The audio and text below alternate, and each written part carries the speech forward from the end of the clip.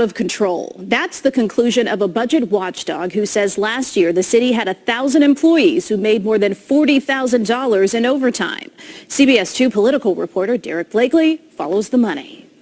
Under Rahm Emanuel's leadership as mayor, there's been abuse of taxpayer resources and mismanagement of city resources. He's Adam Andrzejewski, former GOP candidate for governor, who probed public records to find that last year the city paid out more than $282 million in overtime. The overtime and public pay systems in the city are quite evidently broken. Take the scandal-plagued water department, where top execs were fired for exchanging racist emails.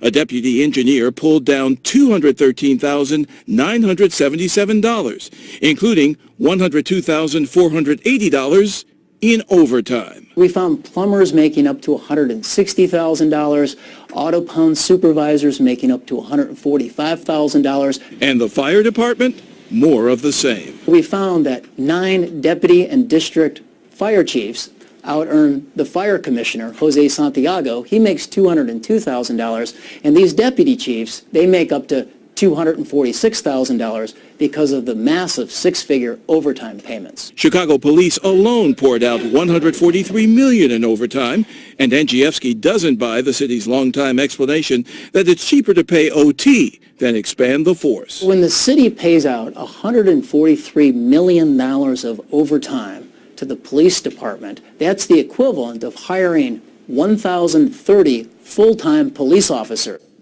Of course, hiring 1,000 new cops is exactly what Mayor Emanuel is in the process of doing right now.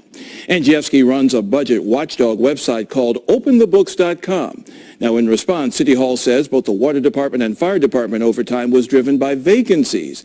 Water Department positions are now being filled, but Fire Department hiring is slower due to Justice Department oversight to ensure diversity goals are being met. But that oversight comes at a cost. We found, Andrzejewski, I should say, found 3 911 dispatchers who practically doubled their salaries due to overtime. So that definitely brings the point home that you just made about rather pay overtime than hire new people, because some of these departments aren't hiring new employees. Yeah, well, the city itself says it's part of the overtime is due to a large number of vacancies in some of these key departments. All right. Yeah.